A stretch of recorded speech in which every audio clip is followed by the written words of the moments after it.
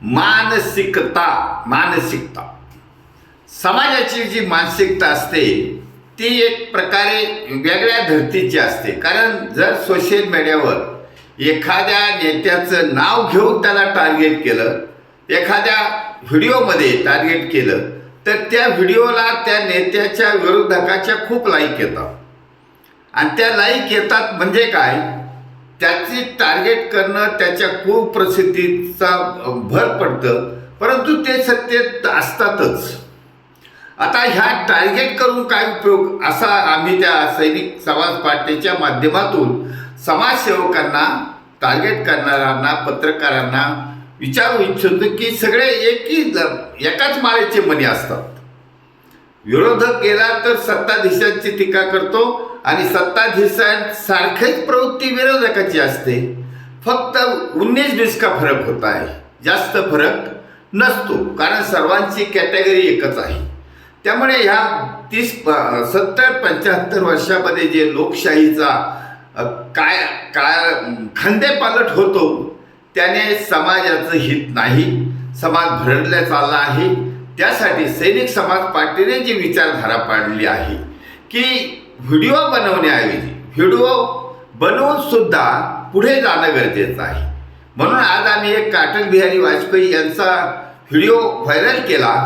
कारण अटल बिहारी वाजपेयीने बताया था की संस्कार फक्त घोषणा करून उपयोग नाही, भ्रष्टाचार मुक्त भारत करो अशा घोषणा करून उपयोग नाही, प्रत्यक्ष त्याच्यावर काम करणं जरुरीचं आहे. काम करणं म्हणजे काय, भ्रष्टाचारांना जेलमध्ये टाका एवढंच म्हणणं सफिशियंट नाही. भ्रष्टाचारांना राजकारणातून हद्दपार करा. कोण करील, समाज करेल, जनता करेल. जनतेच्या हातात आहे, जनता जागृत करायची आहे. जनतेचा जो जागृती आहे तीच ह्या भ्रष्टाचारांना सत्तेबाहेर करू शकते. जनता अंडर प्रेशर आहे, परंतु सैनिक समाज पार्टीच्या बौद्धिक आंदोलनाने जनता जागृत होत चालली आहे. आणि जनतेचा प्रतिनिधी निवडून जाण्यासाठी सैनिक समाज पार्टीने एक आयडिया दिलेली आहे की तुम्ही योग्य उमेदवाराला, क्वालिफाईड उमेदवाराला अल्प खर्चात निवडून द्या. ऑटोमॅटिक हे राजकीय गुंडे लोक सत्तेबाहेर जातील. तुम्ही सर एक मुठीने, जनतेने एक उद्देशाने सैनिक समाज पार्टीच्या क्वालिफाईड उमेदवाराला अल्प खर्चात निवडून दिलं तर त्या जागेवर हे भ्रष्टाचारी लोक जाणार नाहीत. हे गुंडाराज चालू आहे, त्याच्यावर आळा घातला जाऊन बंद केलं जाऊ शकतं. म्हणून सैनिक समाज पार्टीने या विचारधारेला, सैनिक समाज पार्टीच्या विचारधारेला वटवृक्षाची उपमा दिलेली आहे. वटवृक्ष म्हणजे वडाचं झाड. वडाचं झाड चिरकाल टिकतं, कारण जसं जसं मोठं होईल तसं त्याच्या पारंब्या खाली येतात आणि त्या पारंब्या खाली येतात म्हणून ते वर त्याच्या पानं फुलं बहरतात. आणि असे पानं फुलं बहरलेल्या झाडाखाली जनतेला सावली मिळते, आश्रय मिळतो. त्याचप्रकारे सैनिक समाज पार्टी ही मुळं खाली गेली आहेत, आता बहर येणार आहे आणि जनतेला स्वातंत्र्य आणि सुरक्षा दोन्ही गोष्टी मिळणार आहेत. म्हणून जनता सैनिक समाज पार्टीबरोबर येत चालली आहे, येणार आहे. कारण जरी आमचा दमदार पाय टाकून असेल, हळू पाय असेल, परंतु सैनिक समाज पार्टीच्या चाहत्यांची संख्या दिवसेंदिवस वाढत चालली आहे. कारण सैनिक समाज पार्टीच्या या बौद्धिक आंदोलनामुळे मतदार राजा विचार करू लागला आहे.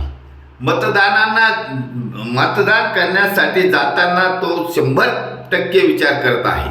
जर सध्या सैनिक समाज पार्टीच्या ज्या आंदोलनामुळे आपण मतदान कोणाला करायचं हे ठरवण्याआधी कोणाला नाही करायचं हे ठरवणं महत्त्वाचं आहे.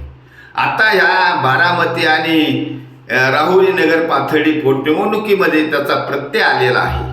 मतदारांनी ठरवलं की एकही उमेदवार नाही, नोटाला मतदान करण्याऐवजी जाणंच नको, म्हणून फक्त 50-55% मतदान झालेलं आहे आणि उर्वरित लोकांनी मतदानापासून अलिप्त राहणं पसंत केलं आहे. याचा अर्थच असा होतो की सैनिक समाज पार्टीची आयडिओलॉजी जनतेच्या मनात घर करत चालली आहे आणि जनता जागृत होत चालली आहे.